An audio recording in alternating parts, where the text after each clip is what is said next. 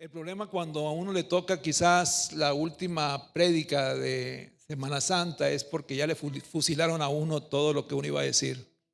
Hasta Belino dijo algo de lo que yo iba a decir. Pero bueno, y también para el predicador, para el que expone la palabra a veces con respecto a servicios especiales como este, a veces también es un poco difícil el preparar algo que pueda edificar, porque ese es el propósito obviamente del mensaje, ¿verdad? Que edifique a la iglesia.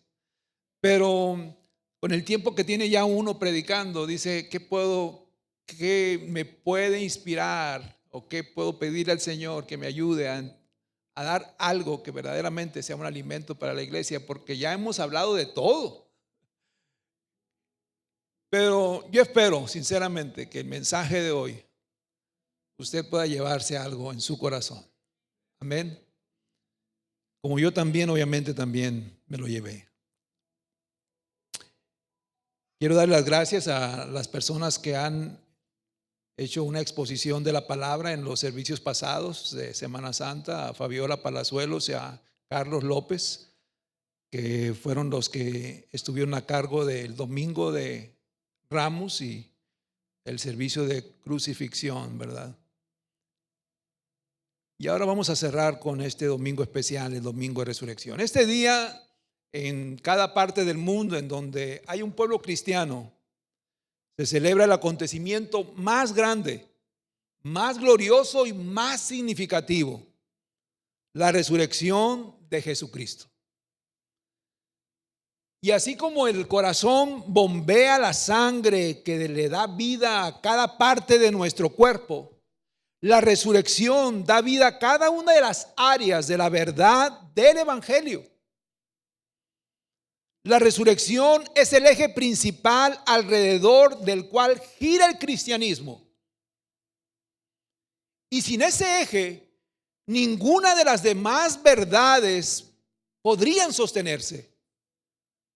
Sin la resurrección, el cristianismo solamente sería un pensamiento más que ocuparía un lugar junto a todas las demás religiones, junto a todas las demás filosofías y pensamientos humanos. Pero nosotros sabemos y damos testimonio de que el Señor resucitó. Amén. Y de que Él vive, de que Él vive y de que eso es una verdad. Y esa verdad nosotros verdaderamente la vivimos. Con ese entendido, hoy todos nosotros celebramos esa victoria de vida a través de la verdad de la resurrección de Jesucristo. Y ahora sí vamos a entrar al tema. Creo que hoy podemos todos corroborar de que estamos viviendo tiempos geopolíticamente hablando inestables, inciertos, difíciles. Quizás tú pudieras decir que cuando comenzamos el año no pensábamos que todo esto de lo que se ha venido. Pero aunque no lo creas, en todo lo que está sucediendo hay un propósito de Dios, aunque tú y yo no lo entendamos.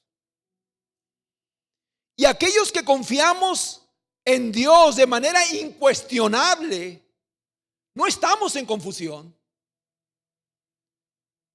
No debemos de estar en temor, en incertidumbre, en pánico. Y eso no significa que vamos a entender todo lo que está sucediendo, pero en medio de todo podemos estar tranquilos y tener la paz de Dios que sobrepasa todo entendimiento. Esa paz que guarda nuestras mentes y nuestros corazones en Cristo Jesús. Y la verdad es que si nosotros pudiéramos resumir cuál es la razón de todo lo que hoy está sucediendo, ¿por qué está sucediendo todo esto? Solamente podemos resumirlo en dos palabras: es la consecuencia del pecado. Solamente eso. No fueron dos palabras, ¿verdad? Pero bueno. Mire lo que dice Lamentaciones 3, versículo del 37 al 40, que nos habla de la soberanía de Dios. ¿Quién puede anunciar algo y hacerlo realidad sin que el Señor dé la orden? ¿No es acaso por la boca del Altísimo que acontece lo bueno y lo malo? ¿Por qué habría de quejarse en vida quien es castigado por sus pecados? Examinemos y pongamos a prueba nuestras conductas y volvamos al Señor. Creo que si hay algo que todo creyente debe de afirmar en estos tiempos de caos, es su esperanza en Cristo. Porque si Cristo resucitó, las verdades de sus promesas son firmes y nada puede cambiar eso. Al final, tú y yo solamente estamos de paso aquí. ¿Por qué nos vamos a enganchar entonces en el sufrimiento terrenal? ¿Por qué nos vamos a desgastar por todo esto que está sucediendo, o por todo lo que va a suceder, o por todo lo que nosotros quizás vamos a atravesar? ¿Por qué? Nosotros sabemos dónde está nuestra morada. Amén. Si ese es un celular, por favor, entréguelo al David Tamayo que está allá atrás, déselo. Y él lo va a vender para poder hacer algo benéfico con eso. Si pudiéramos estar en uno de los grandes eventos bíblicos y poder ser testigos de esos eventos, creo que muchos escogeríamos aquellos eventos que fueron verdaderamente asombrosos y que rompieron todo esquema terrenal, toda ley terrenal, ¿verdad? Quizás diríamos, yo quisiera estar cuando sucedieron las 10 plagas. Bueno, algunos no, porque quizás estarían todos piojosos, ¿verdad?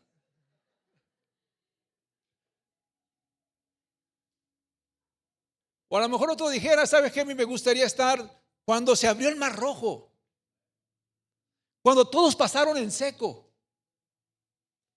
¿Te imaginas ahí un acuario natural? No sé, ¿qué evento tú escogerías?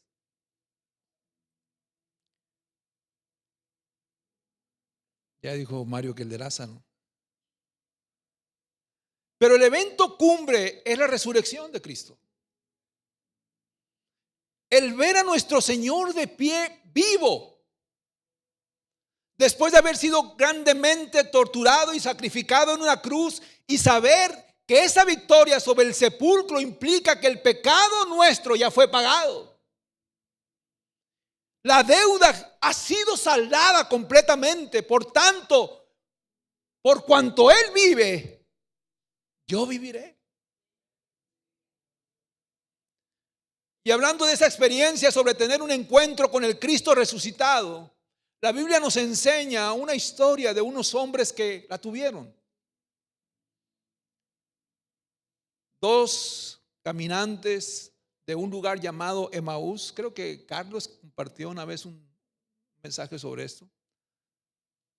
A lo mejor lo escuché y te lo estoy fusilando, no sé, Carlos. Pero habla precisamente de ese lugar. Una aldea que, según nos dice este relato, se encontraba aproximadamente a unos 11 kilómetros de Jerusalén, algunos 60 estadios de distancia. Y a continuación vamos a ver o tratar de sacar algunas enseñanzas de esta historia. Y aunque al principio esta historia inicia de una manera triste,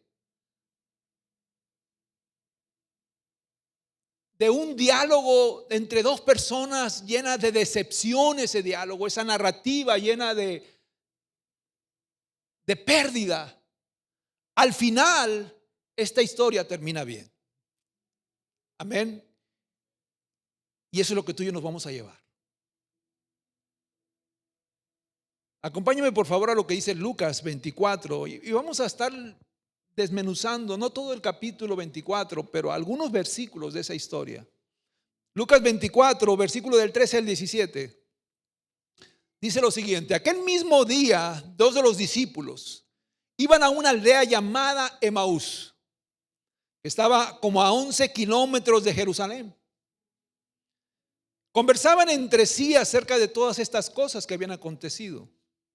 Y mientras conversaban y discutían, Jesús mismo se acercó y caminaba con ellos. Pero sus ojos estaban velados para que no lo reconocieran. Y él les dijo: ¿qué discusiones son estas que tienen entre ustedes mientras van andando? Y ellos se detuvieron con semblante triste. Este semblante triste es de lo que yo hacía referencia, ¿verdad? Sobre cómo inicia esta historia. Lo cual nos deja ver un ambiente de pérdida, un ambiente de dolor, porque ¿cuáles son las situaciones que a ti te traen tristeza?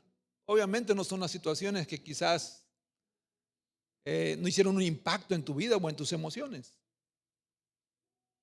Así que había pasado algo, habían sido sucesos que verdaderamente estremecieron sus emociones. Y obviamente todo eso que estaban sintiendo en ese momento era a causa de la muerte de Jesús, a causa de la muerte de su maestro, a causa de la muerte de su líder espiritual. Y la historia comienza diciendo en el versículo 13, Lucas 24:13, aquel mismo día, dice, 2 de los discípulos iban a una aldea llamada Emaús, que estaba como a 11 kilómetros de Jerusalén. Y aquí dice aquel mismo día. ¿A qué día se están refiriendo aquel mismo día? Se refiere al día domingo que nos narra el versículo 1 y 3 de ese mismo capítulo 24.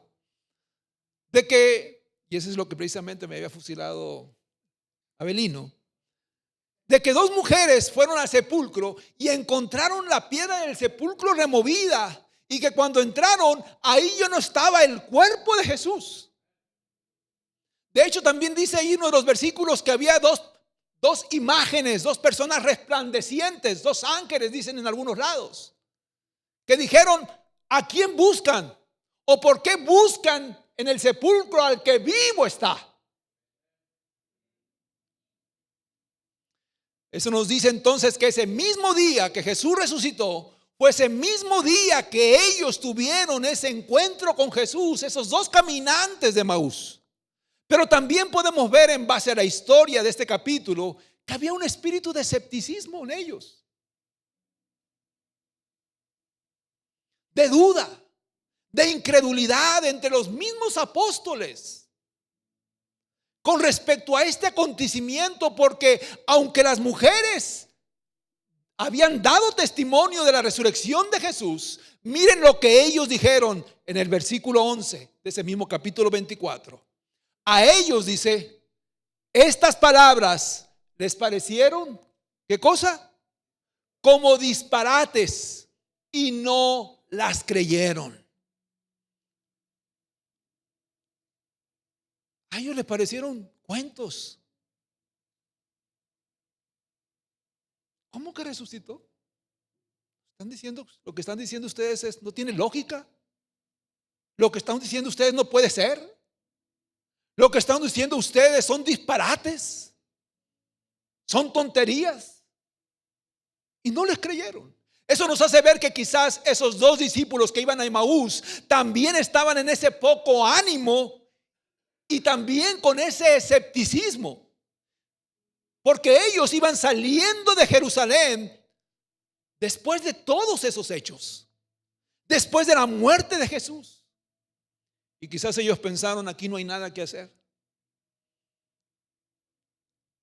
Ya murió nuestro maestro. Ya murió Jesús. Ya lo enterramos. Ya lo pusimos en el sepulcro. Ya pasó la Pascua. Vámonos. Y retornaban nuevamente a su aldea. Y dice el versículo 14: conversaban entre sí acerca de todas estas cosas que habían acontecido. Los 11 kilómetros que estos 2 caminantes habían iniciado en retorno a su aldea, más o menos se recorren en 2 horas. Lo cual nos dice que tenían tiempo suficiente para ir hablando de todos los acontecimientos que ya ellos habían presenciado. Óyeme, 2 horas caminando con alguien, ¿de qué no puedes hablar? Desde la entrada de Jesús a Jerusalén, la semana anterior, arriba de un asno, su detención, su juicio ante Poncio Pilato, la experiencia de ver cómo Jesús fue llevado al pretorio donde fue azotado y su cuerpo literalmente fue desfigurado. Y después de ello, ver cómo fue llevado al monte la calavera para ser crucificado. De todo eso iban hablando.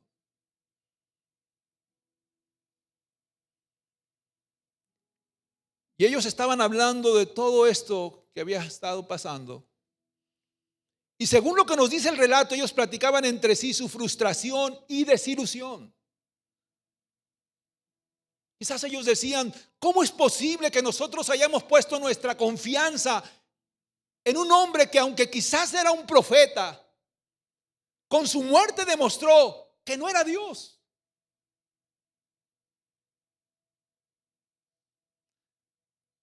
Al final nos dimos cuenta que los líderes judíos impusieron su autoridad como siempre lo han hecho.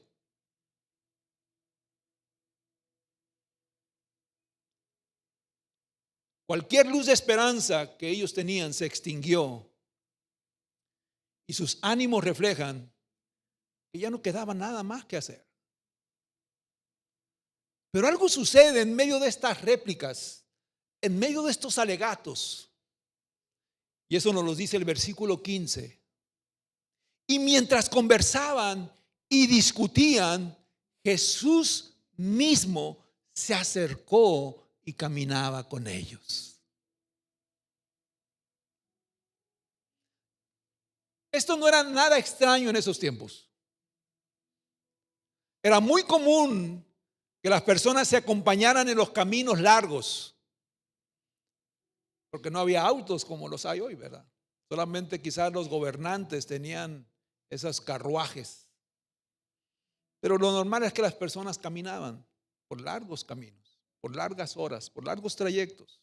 Así que no era anormal que de repente a alguien se les uniera a esa caminata. Y Jesús se les acercó a ellos. Lo extraño fue que a pesar de que ellos conocían a Jesús, no lo reconocieron. Y el versículo 16 nos dice por qué. ¿Por qué no lo reconocieron? Dice el versículo 16, pero sus ojos estaban velados para que no lo reconocieran.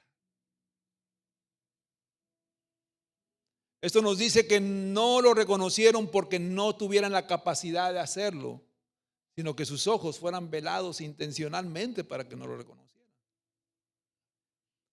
Más adelante en el versículo 31 se nos dice que sus ojos fueron abiertos y ahí sí lo reconocieron, pero también nos dice que fue la decisión de Dios que sus ojos no pudieran reconocer a Jesús por ese momento. Y sabiendo cómo es que el Señor trabaja, entendemos que el hecho de que en ese momento no fuera reconocido Jesús es porque el Señor no quería que fuera de una manera intencional, no es algo al azar, sino que hay un propósito detrás de todo esto. Y es ahí precisamente donde comienza la interacción de Jesús con estos dos hombres. Dice el versículo 17, y Él les dijo, ¿qué discusiones son estas que tienen entre ustedes mientras van andando? Y ellos se detuvieron con semblante triste. Los discípulos iban caminando confundidos y desanimados por la muerte de Cristo. Y aunque Jesús resucitado estaba a su lado, ellos no pudieron reconocerlo. Y esto nos muestra una realidad espiritual de que a veces el Señor está obrando cerca de nosotros, pero nuestra tristeza, nuestra confusión, nuestro poco entendimiento, nuestra duda o falta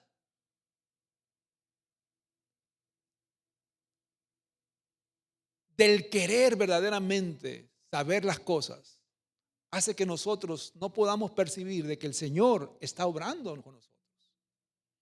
Está a un lado de nosotros. Y fue ahí que Cleofas, uno de los nombres de esos caminantes, y el otro no se nombra en ningún lado, lo anduve buscando, en ningún lado se nombra. Solamente se nombra Cleofas porque yo creo que el nombre es más bonito. Y fue en ese momento que Cleofas, uno de los caminantes, le responde a Jesús. El versículo 18 le dice qué es lo que responde. Uno de ellos, llamado Cleofas, le dijo: ¿eres tú el único visitante en Jerusalén? Y en otras versiones dice: ¿eres tú el único peregrino que vino a todos estos acontecimientos, que no sabe las cosas que han acontecido en estos días?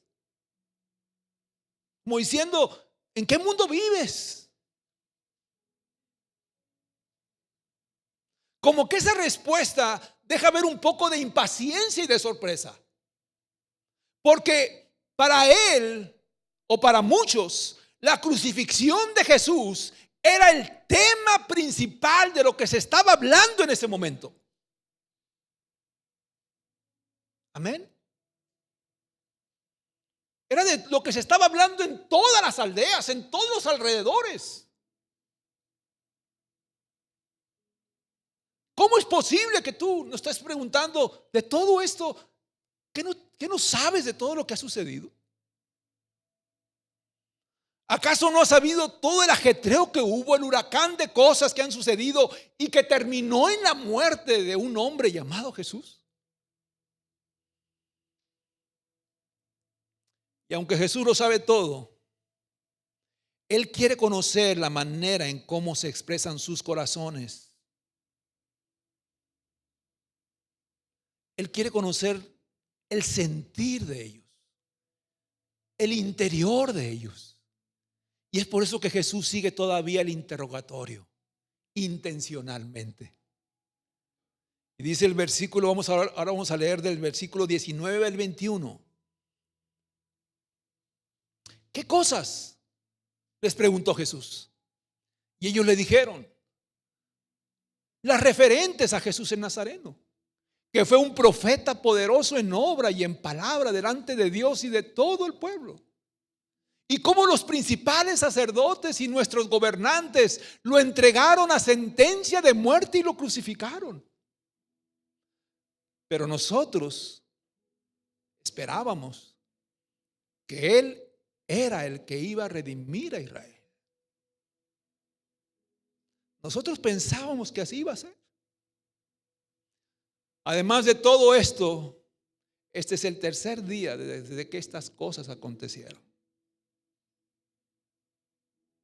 Estos versículos nos muestran que aunque estos discípulos tenían información y cierto conocimiento de quién era Jesús y cierto conocimiento también de las Escrituras, tenían una incapacidad espiritual de discernir quién era Él, quién era su acompañante en ese momento.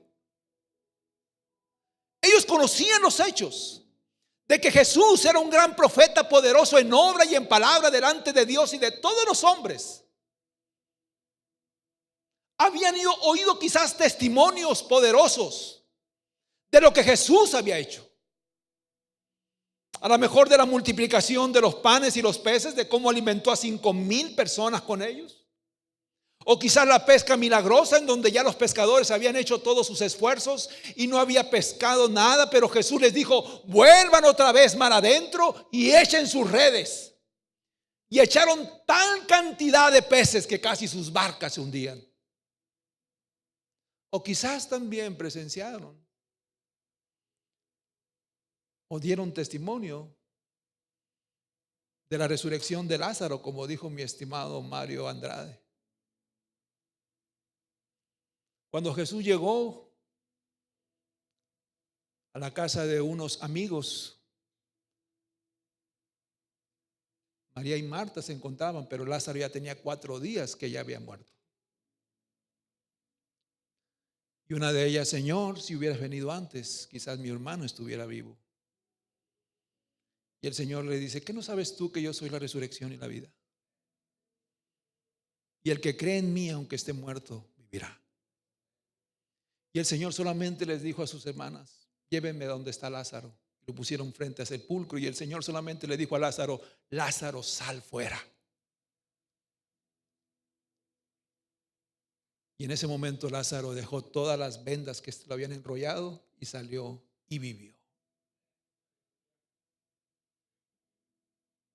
Quizás todos esos testimonios estos discípulos lo conocían, pero en ese momento ninguno de esos testimonios hacían tanto impacto que lo que ellos habían presenciado, ¿verdad?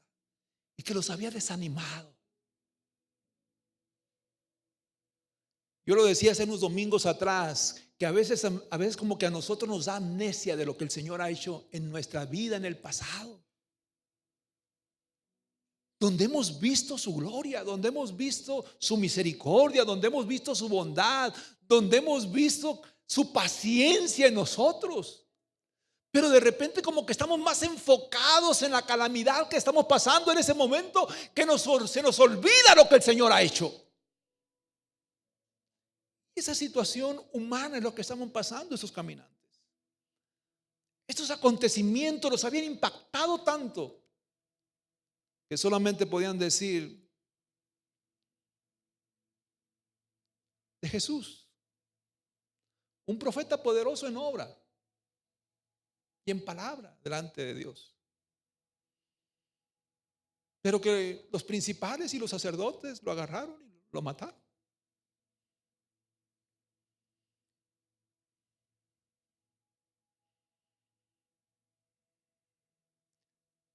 Nadie podía negar que Jesús era un profeta poderoso en la palabra de Dios.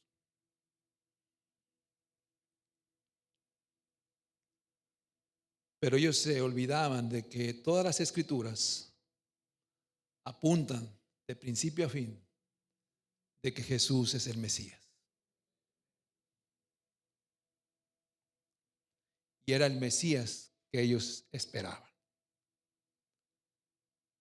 Pero ellos en ese momento no lo reconocían como tal. Y eso lo entendemos porque vemos la manera en cómo ellos se expresan con respecto a decepción al referirse a Jesús. Dice: nosotros esperábamos que Él era el que iba a redimir a Israel. Noten que están hablando en el pasado. Nosotros creíamos que Él era el escogido. Pensábamos que Él iba a ser el que nos iba a rescatar, que iba a redimir, que nos iba a salvar. Porque veíamos tan poderoso su ministerio, la gran multitud que lo seguía y el impacto que causaba en ellos, que esperábamos que Él fuera quien salvara a Israel. Pero ya nuestra esperanza ha muerto, porque lo aprendieron, lo sentenciaron a muerte, lo crucificaron. Y hoy está muerto, al igual que nuestra esperanza de un redentor. Eso nos muestra la capacidad que tiene de minar nuestra vista espiritual, la desesperanza, el temor, la incertidumbre.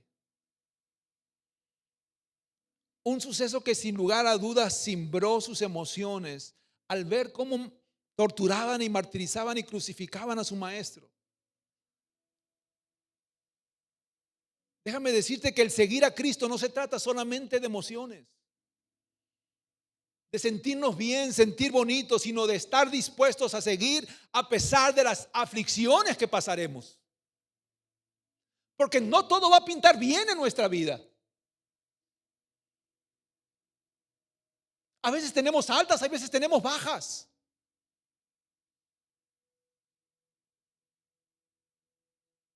Pero seguir a Cristo no es opcional. Seguir poniendo nuestra mirada en Jesucristo, el autor y consumador de nuestra fe, y sobre la obra que ha hecho en nosotros, no es opcional. Ellos se encontraban tan afectados al punto de que olvidaron por completo lo que Él ya les había dicho. Y dice Mateo 20, 18 al 19. Dice, ahora subimos a Jerusalén y el Hijo del Hombre será entregado. Aquí hablando Jesucristo, el Hijo del Hombre será entregado a los principales sacerdotes y escribas y lo condenarán a muerte. Y lo entregarán a los gentiles para burlarse de él, lo azotarán y crucificarán. Pero al tercer día, ¿qué dijo Jesús? Al tercer día resucitará. Estos son los anuncios más claros y directos que Jesús mismo hace sobre lo que le sucedería en esa semana que estaba por venir. Y él, aún sabiendo esto, sigue su camino a Jerusalén, no como una víctima de las circunstancias, porque él va voluntariamente a la cruz y ofrece su vida misma en pago por los pecados de todos nosotros. Y eso lo convierte en nuestro Redentor. Y ellos olvidaron todo eso. Todo lo que Jesús había dicho, es necesario que yo haga esto. De hecho, ustedes recordarán que uno de los apóstoles, que era medio saca la pistola, así como Rudy Grajales, jaló a Jesús y le dijo, Señor, no te puedes ir tú a Jerusalén porque te va a pasar esto. ¿Y qué le dijo Jesús? Apártate de mí, chamuquín, porque es necesario que yo cumpla todo lo que ya está establecido. Y nada lo va a estorbar.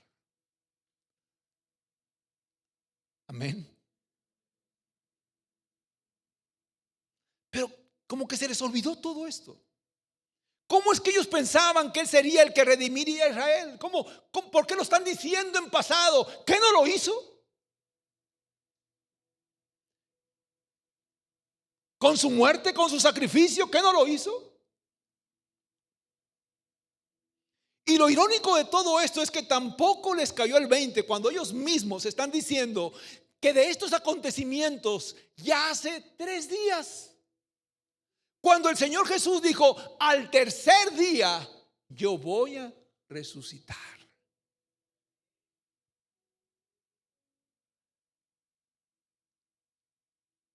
Eso quiere decir entonces que ellos no le están dando validez al testimonio que dieron estas mujeres que fueron al sepulcro, pero que no encontraron su cuerpo.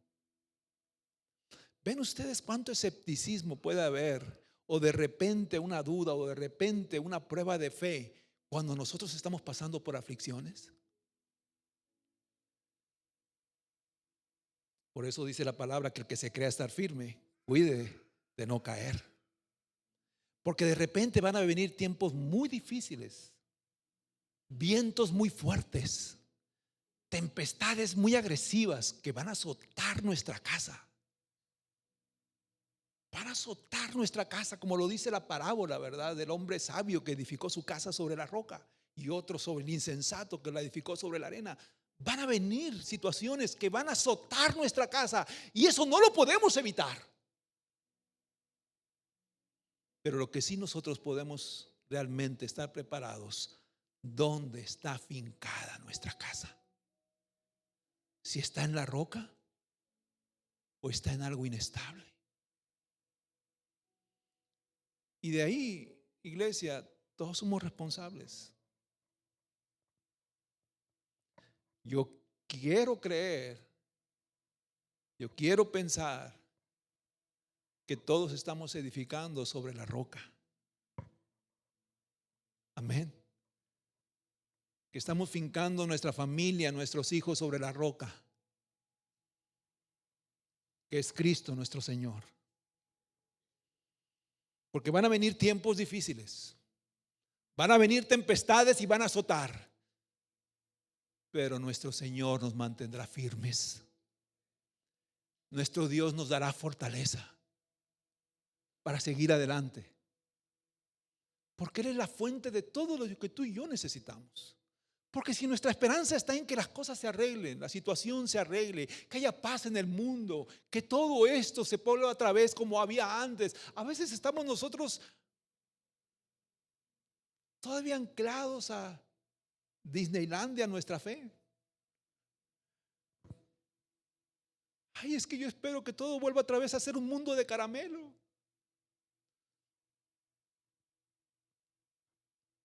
¿Por qué no mejor decimos que se haga la voluntad de Dios?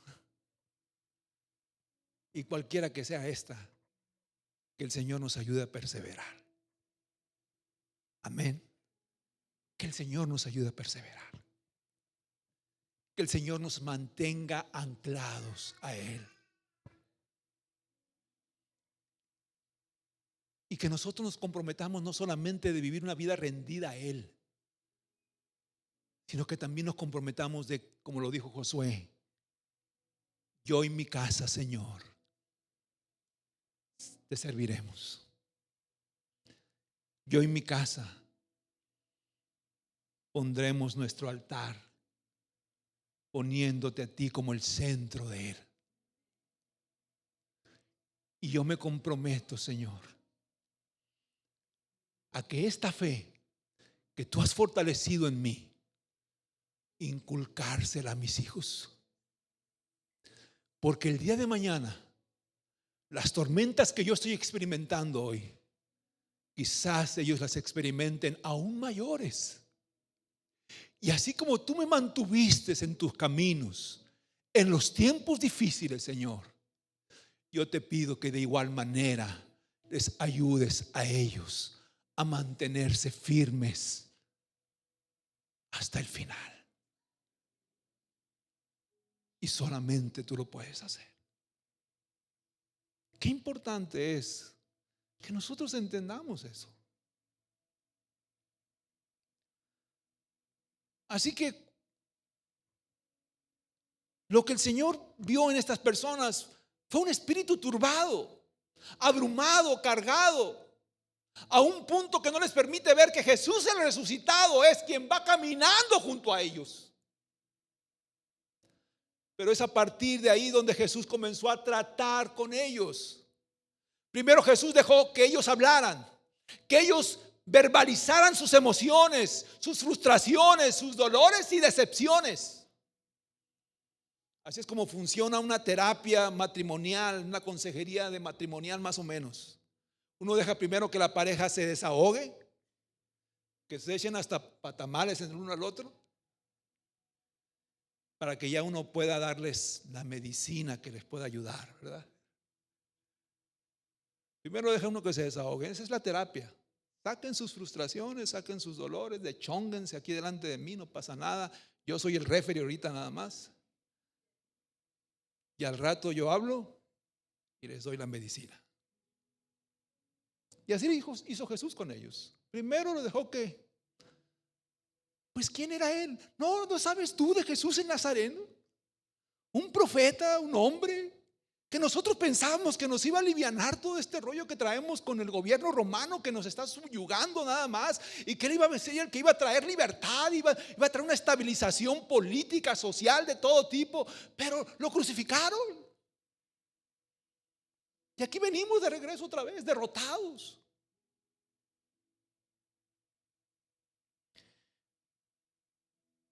Lo que Jesús quiere hacer en ellos, al darles la medicina, quiere restaurar su esperanza.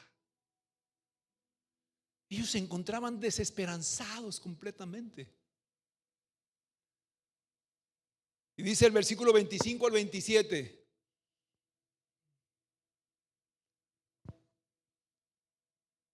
Entonces Jesús les dijo: oh insensatos y tardos de corazón para creer todo lo que los profetas han dicho. ¿No era necesario que el Cristo padeciera todas estas cosas y entrara en su gloria? Comenzando por Moisés y continuando con todos los profetas, se les explicó lo referente a él en todas las escrituras, todo lo que iba a suceder. Desde Isaías 53 viene diciendo, 800 años de que naciera él.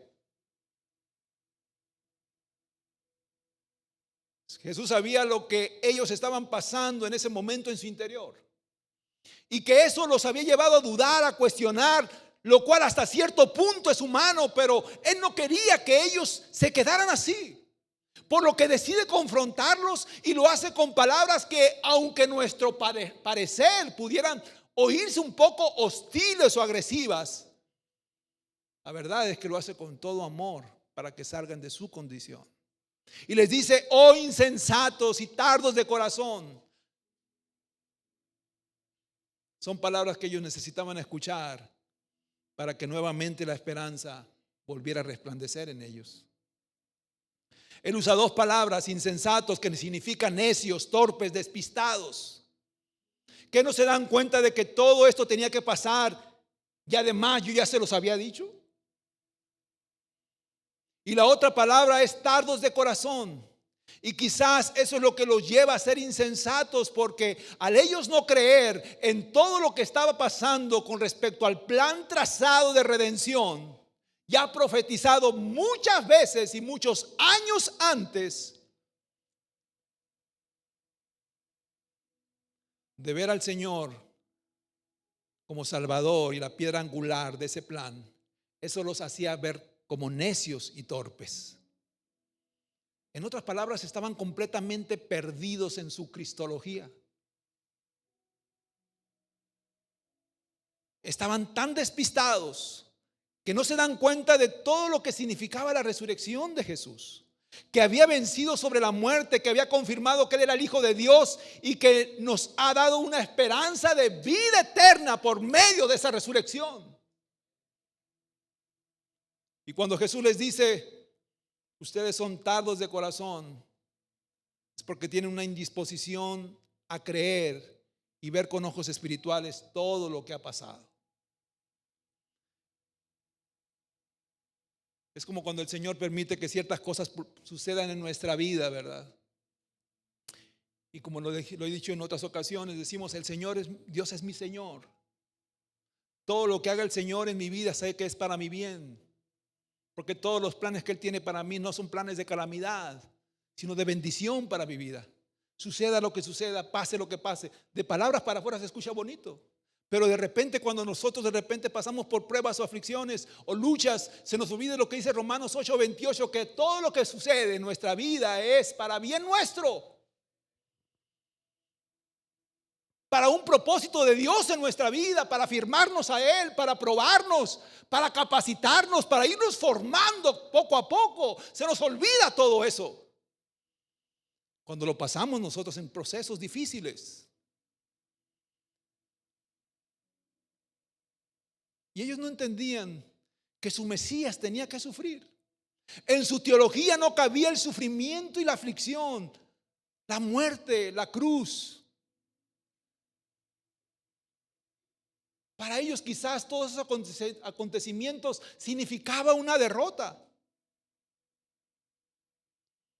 Decir: aquí todo acabó, no hay nada que hacer. Y por eso que el Señor les dice: son tan insensatos que no pueden creer todo lo que los profetas ya les habían dicho acerca de mí en las Escrituras. Lucas 26 dice, 24:26: no era necesario que el Cristo padeciera todas estas cosas y entrara en su gloria.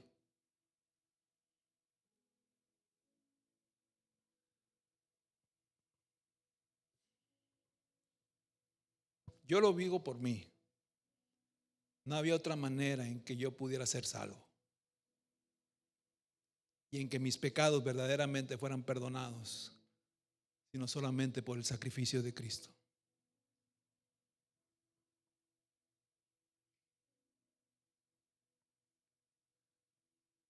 Quizás si yo les preguntara a ustedes: Yair, ¿no era necesario que el Señor padeciera todo esto por ti y por mí? Víctor, ¿no era necesario que el Señor pagara nuestra deuda de pecado por medio de ese sacrificio?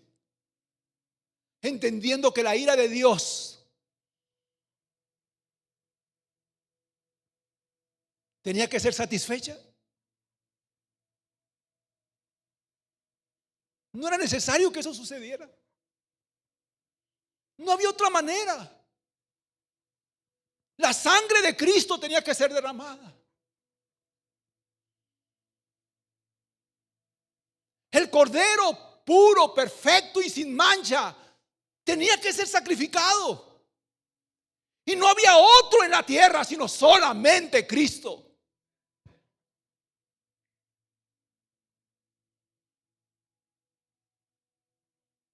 No había otra manera.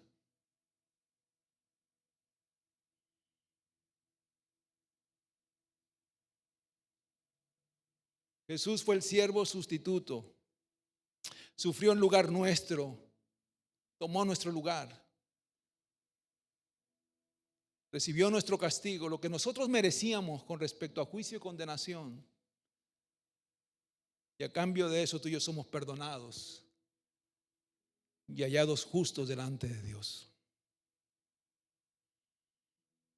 Y el Señor lo dijo anticipadamente: nadie puede quitarme la vida, en Juan 10:18, sino que yo la entrego voluntariamente en sacrificio, pues tengo la autoridad para entregarla cuando quiera y también para volver a tomarla. Esto es lo que ordenó mi Padre. Y yo me imagino que a la medida en que Jesús iba explicándoles a los caminantes, su ceguera se les fue quitando poco a poco. Y comenzaron a entender, quizás se dijeron uno al otro: ya ves, yo te decía que no todo era pérdida. Ya ves, yo te decía que algo me estaba cayendo el 20 de que todo esto iba a suceder. Quizás empezaron a echarse la bolita uno al otro para no sentirse tan ignorantes delante del caminante, ¿verdad? Como que su ceguera le fue quitada. Jesús pudo haber hecho notarse desde un principio que Él era el Hijo de Dios, que Él era el Cristo resucitado, pero escogió el camino largo para fortalecer su fe, para construir su entendimiento de quién era Él y que ellos quedaran completamente convencidos de que Él era su Salvador. Esa es la manera en cómo el Señor trabaja cuando se hace presente en nuestra vida. Él no solamente quiere emocionarnos, sino que de verdad le conozcamos a Él. Él quiere que sea nuestra fe la que sostenga nuestras emociones, no al revés.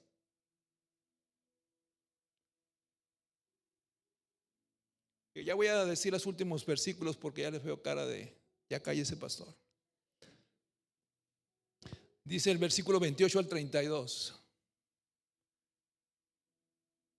Y se acercaron a la aldea donde iban. Y él hizo como que iba más lejos. Y ellos le insistieron diciendo: quédate con nosotros, porque está atardeciendo y el día ya ha declinado. Y entró a quedarse con ellos, hablando de Jesús. Y al sentarse a la mesa con ellos, Jesús tomó pan y lo bendijo y partiéndolo les dio. Entonces les fueron abiertos los ojos y lo reconocieron, pero él desapareció de la presencia de ellos. Y se dijeron el uno al otro: ¿qué no ardía nuestro corazón dentro de nosotros mientras hablaba en el camino, cuando nos abría las Escrituras? Al final nosotros vemos un cambio de ánimos en ellos. Dejaron el semblante de pérdida, de derrota, de tristeza. Y eso nos deja ver que Jesús, durante esas 2 horas que les acompañó, hablándoles de todo lo que tenía que suceder y detallándoselo conforme a las Escrituras, avivó el espíritu en ellos nuevamente y fortaleció su fe. Que eso era lo que Jesús quería hacer en ellos. Porque la fe viene por el oír. Por el oír, ¿qué cosa? La palabra de Dios. Y él les fue hablando de las Escrituras, de los profetas, hablando desde Moisés y todos los demás. Solo Jesús puede hacer eso. Solamente Él trae vida y vida en abundancia. Solamente Él restaura los corazones quebrantados. Solamente es la fuente de agua de vida eterna para todos nosotros. Quizás tus ojos se encuentran hoy velados a causa de las circunstancias que hoy estás atravesando. Y aunque conoces a Jesús y sabes que Él puede hacer todas las cosas, hoy la situación que puedas estar pasando es tan agobiante que quizás ha debilitado tu fe. Humanamente hablando es entendible, pero el Señor no quiere que nosotros nos quedemos ahí. Cuando Jesús partió el pan y se los compartió, dice, ocurrió algo clave ahí. Porque esa práctica solamente se hacía con personas muy íntimas o con familiares. Probablemente le recordó momentos anteriores con él. Y fue ahí donde Dios decide quitar el velo. No era que el pan tuviera un poder en sí, sino que Dios quiso usar ese momento preciso como un acto para revelar a Cristo como su Salvador.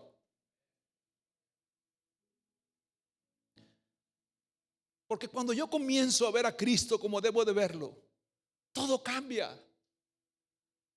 Cuando yo lo veo con respecto a lo que Él es, con respecto a lo que Él ha hecho y lo que ha ocurrido en la historia de mi vida, que ha sido un antes y un después de conocer a Cristo, todo cambia. Cristo es la fuente de todo lo que tú y yo necesitamos. Mi sentido de derrota o victoria va a depender de mi fe con respecto a la certeza de lo que Él es para mí.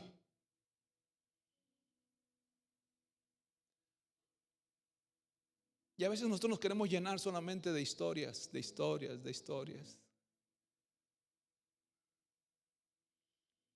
Su palabra, la Escritura, dan testimonio de mí, dice el Señor. ¿De quién soy yo? ¿Qué quiero hacer en tu vida?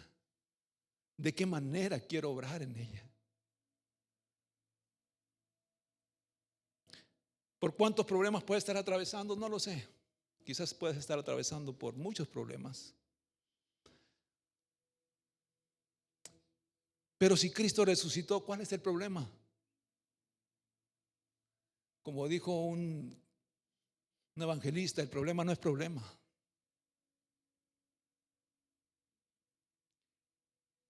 No es evangelista, no es así que no. O Israel, pastor, dijo una herejía. Pero hay alguien que dice el problema no es problema. Pero si Cristo resucitó, ¿cuál es el problema? Si creemos que Él resucitó, Él vive. Amén. Él vive. Él gobierna. Él ascendió a los cielos. Él está sentado a la diestra del Padre intercediendo por todos nosotros. Amén. Así que, ¿cuál es el problema? Estamos de paso solamente aquí. ¿Cuál es el problema? No te enganches en este mundo. Vivimos en él temporalmente, pero no somos de este mundo. Nuestra ciudadanía está en los cielos. ¿Cuál es el problema? Espera en él. Él ganó una vez y ganó para siempre. Y lo más importante es que estás al lado del vencedor. Amén. No, es que yo soy rojo, es que yo soy azul, es que yo soy acá, es que déjate de tonterías. Estás con el partido vencedor. Amén. El que verdaderamente te da una esperanza eterna. Y eso debe de avivar tu espíritu cada vez que te sientas tú opacado por las circunstancias. Cada vez que sientas un pesar. Acuérdate que solamente estamos de paso. Y yo me animaría, para terminar, a preguntarte, poniendo en referencia lo que acabamos de estudiar en esta mañana, que nada más compartí la mitad. ¿Qué es lo que caracteriza tu caminar con Cristo?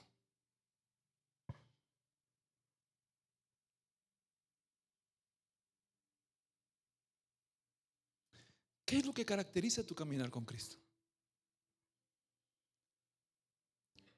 Quizás tú eres de los que se levantan en la mañana.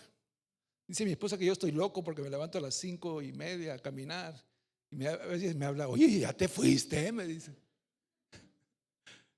Pero me gusta meditar mientras voy caminando. Quizás tú eres de los locos como yo que te levantas a caminar. Y si de repente ahí el Señor se nos acercara, ¿lo podríamos reconocer?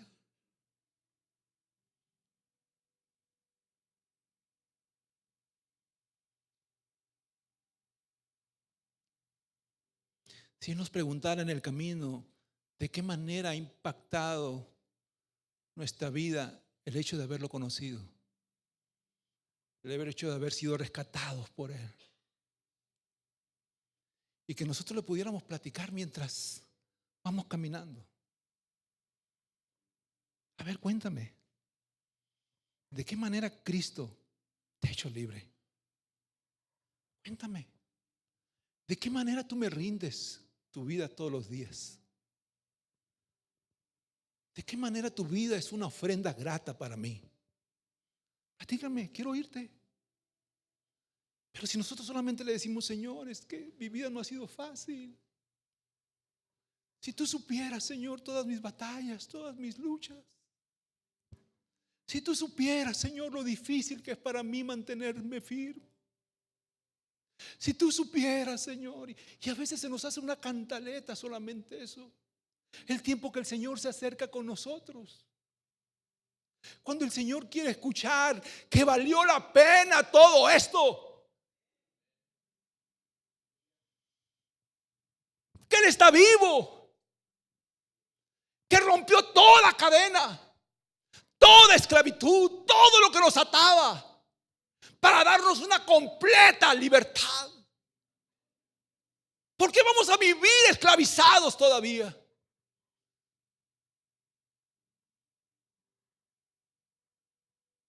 Señor, tú me has hecho libre. Señor, tú me has dado una esperanza que nadie me puede dar. Señor, no soy perfecto, Señor. Soy muy regazón. Cometo muchos errores. Tú sabes lo cabezón que soy. ¿A ti qué te voy a decir, Señor? Pero yo trato todos los días, Señor, todos los días, de ser mejor, de rendirme a ti, Señor, y que tú sigas trabajando en mí. Quítame, Señor, lo que me sigue estorbando para agradarte y darte gloria y honra, Señor. Quítamelo, Señor. Examina mi corazón todos los días, Señor. Y si hay cosa alguna, mi Dios, dentro de él, que sea un obstáculo para seguirte como tú quieres que lo haga, tú tienes toda la autoridad para hacerlo, Señor. Déjame decirte que las caminatas se te van a hacer cortas. Se te van a hacer cortas. Me dice mi esposa, ¿no te enfadas? No, le digo. Son cortas. Vas dialogando con el maestro. Vas platicando con Jesús. Vas pidiéndole al Señor que te ayude, que te renueve, que te fortalezca. Porque lo que más quieres es hacer su voluntad.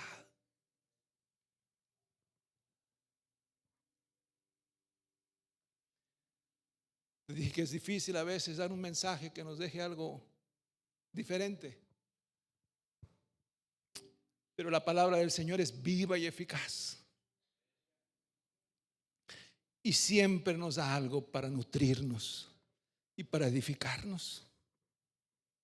Señor, mi Dios, te damos gracias por tu bondad y tu misericordia, Señor.